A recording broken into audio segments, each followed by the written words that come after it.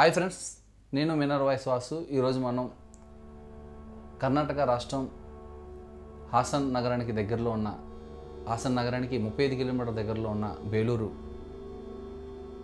ఒక గొప్ప అద్భుత శిల్పకళా వేదిక, శిలలకు ఒక గొప్ప తార్కాణం. చెన్నకేశవ ఆలయం హిందూ మత ధర్మాన్ని ఒక గొప్ప పుణ్యతీర్థంగా, మన హిందూ సాంప్రదాయాన్ని ఒక తీర్థయాత్రగా దాన్ని ఆ ఆలయాన్ని మనం దర్శిస్తే, మరి ఆలయం నిర్మింపడానికి కనీసం 103 సంవత్సరాలు పట్టిందంట. మరి ఆ 103 సంవత్సరాల్లో అనేక యుద్ధాల్లో అది ధ్వంసం అవుతూనే మళ్ళీ పునర్నిర్మింపబడి ఒక గొప్ప కళాఖండాన్ని ఈ భారతదేశంలో, దక్షిణ భారతదేశంలో మనందరికీ ఒక గొప్ప కళని కళ్ళారా చూసే, అంటే ఎన్నో వేల సంవత్సరాలు అయినప్పటికీ కళ్ళారా చూసే ఒక యోగాన్ని కల్పించిన అమర శిల్పి జగన్న గారికి వేల కృతజ్ఞతలు. మరి మేము పిరమిడ్ జాతవనం ధ్యానానంద టూర్స్ ద్వారా ప్రభాకర్ అన్న ఆధ్వర్యంలో మరి మేము ఆ టూర్ వెళ్ళడం జరిగింది. ఆ టూర్లో ఎంతో అద్భుతమైన ఈ ప్రదేశాన్ని చూడడానికి మాకు గొప్ప అవకాశం కలిగింది. హాసన్ నగరంలో హలేబీడు అలాగే బేలూరు, ఈ 2 నగరాలు శిల్ప కళా వేదికకు,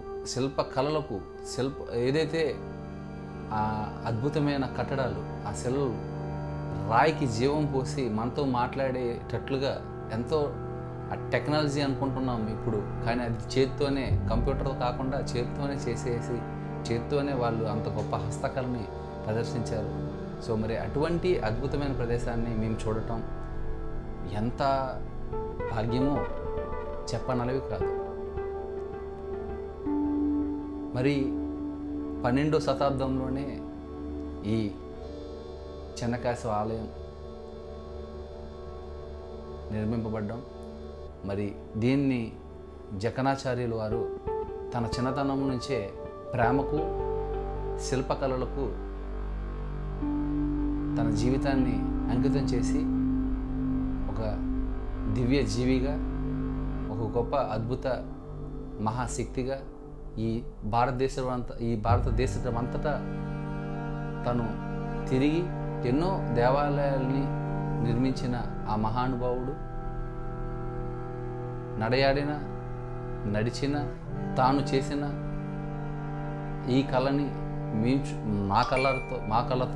మేము మా కళతో చూడటం, నా చేతులతో దాన్ని స్పర్శించటం ఎంత మహాభాగ్యమో.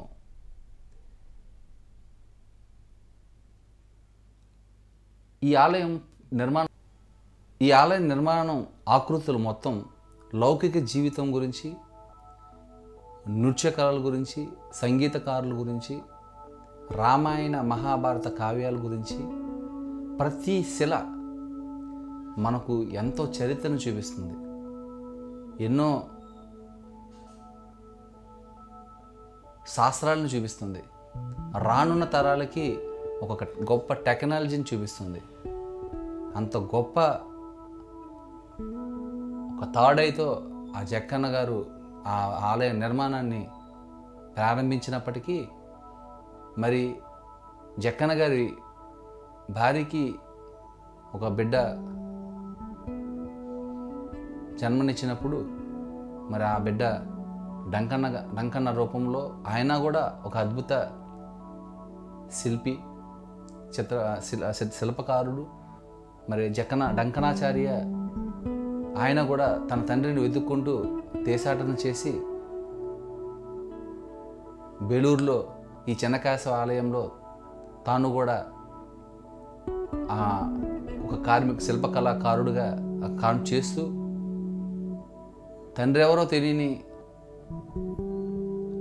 ఆయన ఆ శిల్పంలో ఒక లోపాన్ని చూపించినప్పుడు ఆ జక్కన్న గారు, నేను నా చేతిని నరుక్కుంటానని ఆయన చెప్పినప్పుడు డంకన్న దాంట్లో లోపం చూపించి, మరి వాళ్ళు ఇది మనం సినిమాలో చూస్తే మనకు అర్థమవుతుంది. డంకన్న గారిని మరి ఇచ్చిన మాట ప్రకారం జక్కన్న గారు ఆ లోపాన్ని చూపించిన తర్వాత ఆ లోపల కప్పు ఉంటుంది, ఆ శిలలో కప్ప, ఆ రాయిలో కప్పు ఉంటుంది, అదే లోపం. సో అప్పుడు చూపించినప్పుడు ఆలయాన్ని ఇంకా ఎప్పుడైతే లోపం ఉన్న విగ్రహం పూజలకు పనికిరాదు కాబట్టి అక్కడ ఏదైతే ఆలయం ఉందో ఆ ఆలయాన్ని ఇంకా పూర్తిగా పక్కన పెట్టేసి మళ్ళీ పక్కన కొత్తగా ఆలయాన్ని నిర్మింపజేస్తారు.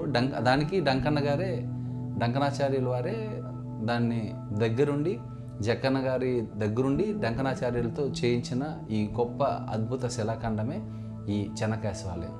ఈ చెన్నకేశవాలయం పూర్తయిన తర్వాత ఎవరైతే సాక్షాత్ ఆ విష్ణుమూర్తి ఆయనే మళ్ళీ ఈయనకి దర్శనమిచ్చి మళ్ళీ జక్కన్న గారికి ఏదైతే నరుక్కున్నారో ఆ చేతిని మళ్ళీ ఇచ్చారన్న ఒక చరిత్ర మనకి ఇక్కడ చెబుతుంది. చరిత్ర ఏది చెప్పినప్పటికీ కూడా ఇక్కడున్న ఈ గొప్ప శిలలు ఎట్లా ఉన్నాయంటే ప్రతి శిల మనతో ప్రత్యేకించి మాట్లాడుతుంది. ఇప్పటి కంప్యూటర్, మనం అనుకుంటున్న కంప్యూటర్స్ తయారు చేసే చెక్కేది లేదంటే ఒక మిషన్తో మనం చేసేది అది ఏమో అయినప్పటికీ ఒక శిలాకారుడు దాన్ని అంత పర్టికులర్ రాయితో కూడా ఆ చైన్ తయారు చేయవచ్చు. చిన్న చైన్ ఆ రాయితో కూడా ఒక గొప్ప థ్రెడ్ అంటే ఒక తాడు లాంటిది కూడా తయారు చేయవచ్చు. ఒక చెవులీలు ఊగుతూ ఉంటాయి. అట్లా ప్రతి ఒక కళని ఎంత నైపుణ్యంతో అవి చెప్పనలేవి కాదు, అవి చూస్తుంటేనే అదొక లోకం. అది చూస్తుంటేనే ఒక మెస్మరైజింగ్ కలిగేది. నా ఒళ్ళంతా గబ్బురు పడిచింది. ఇంత అద్భుత కళాఖండాన్ని, ఇంత మహత్తరమైన కార్యాన్ని అది మానవులు సైతం చేయలేనిది ఒక మహాపురుషులు మాత్రమే చేయగలరు. అలాంటి నిర్మాణాన్ని ఈ భూమి మీద ప్రదర్శించారు మరి జక్కనాచార్యులు వారు, డంకనాచార్యులు వారు. సరే, మా మహాభాగ్యం. మరి ఈరోజు మేము ఆ చెన్నకేశవాలయాన్ని దర్శించటం.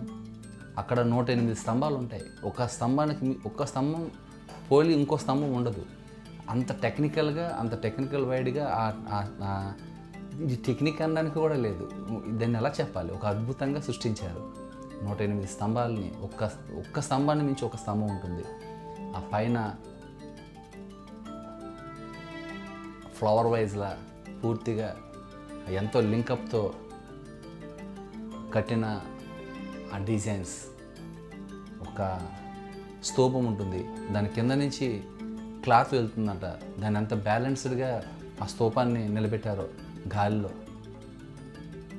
ప్రతి ఒక్కరు ఈ భూమి మీద పుట్టిన, అంటే ఈ భారతదేశంలో పుట్టిన ప్రతి ఒక్కరు, ఈ భూమి మీద పుట్టిన ప్రతి ఒక్కరు ఆ ఆలయాన్ని దర్శించాల్సిందే, ఆ ఆలయాన్ని స్పర్శించాల్సిందే, ఆ ఆలయంలో కొంత సమయాన్ని గడపాల్సిందే. సో ఫ్రెండ్స్, మరి ఎంత అద్భుతమైన జక్కనాచార్యులు వారు సృష్టించిన ఒక అద్భుత కళాఖండాన్ని దర్శించే భాగ్యం, అక్కడ ఆయన చేసిన ఆ యొక్క శిల. సో మేము కొంత సమయాన్ని అక్కడ గడిపి అక్కడ ధ్యానం చేసుకొని, అటువంటి మహానుభావులు, అటువంటి మహాపురుషులు, మహాత్ములు గడిపిన అటువంటి ప్రదేశాలు ఖచ్చితంగా మనం సందర్శించాలి. మనం అటువంటి ప్రదేశాలు సందర్శించినప్పుడు మనలో ఉన్న ఒక గొప్ప సృజనాత్మకత, మనలో ఉన్న ఒక గొప్ప కళ ఖచ్చితంగా వెలుగు వస్తుంది. అటువంటి మహానుభావులు ఉన్న ఆ యొక్క ఆ మహానుభావులు నడిచిన అటువంటి ప్రదేశంలో అటువంటి మహాత్ములు, శిల్పి, మహాయోగి అనొచ్చు. అటువంటి మరి ఆ యోగేశ్వరులు గడిపిన అటువంటి ప్రదేశంలో కొంత సమయం ధ్యానం మనలో ఉన్న సృజనాత్మకతని, అంటే ఉన్న కళని బయటికి తీసే ఒక గొప్ప ప్రాసెస్ అనుకోవచ్చు. సో అటువంటి ప్రదేశాలని మనం సందర్శించాలి, దర్శించాలి, స్పర్శించాలి. మరి ఇటువంటి ప్రదేశాలకు వచ్చినప్పుడు మనం ఖచ్చితంగా కొంత సమయాన్ని మనకై వేచి ఉంచాలి. లేకపోతే మనల్ని మనం ఖచ్చితంగా మిస్ అవుతాం. ఇటువంటి గొప్ప ప్రదేశాలు, ఇటువంటి గొప్ప శక్తి క్షేత్రాన్ని నా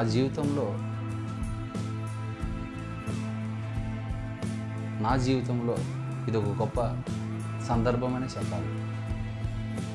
సరే, మరి ఇటువంటి అవకాశాన్ని కల్పించినందుకు ప్రభాకరానికి ఇంకోసారి నమస్కారాలు చెప్పుకుంటూ, ధన్యవాదాలు చెప్పుకుంటూ, ఇటువంటి అవకాశాన్ని కల్పించిన మరి ప్రభాకరానికి ధన్యవాదాలు చెప్పుకుంటూ, నాతో వచ్చిన వారందరూ ఇంత గొప్ప అద్భుతంగా దాన్ని హ్యాపీగా ఎంజాయ్ చేస్తూ, మరి వేలూరు చెన్నకేశవ ఆలయాన్ని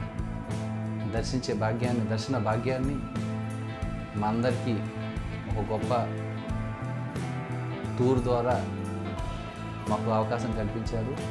పిరమిడ్, జేతవనం, ధ్యానానంద టూర్స్ నుంచి మరి మనందరం ఇటువంటి టూర్స్ని ఎంకరేజ్ చేయాలి. ఇటువంటి టూర్స్ మనం ఖచ్చితంగా వెళ్ళాలి అని నాకు ఆ సందర్భంలో నాకు అనిపించడం. సో ఈరోజు ముందు ఈ వీడియోని మీకు చేసి చూపిస్తున్నాను అంటే అందుకు గొప్ప అవకాశాన్ని ఇచ్చిన ప్రభాకరానికి వేల కృతజ్ఞతలు తెలుపుకుంటూ మళ్ళీ ఇంకొక వీడియోతో మీ ముందుకు వస్తున్నాను. మీ నవవాసి. ధన్యవాదాలు. Thank you.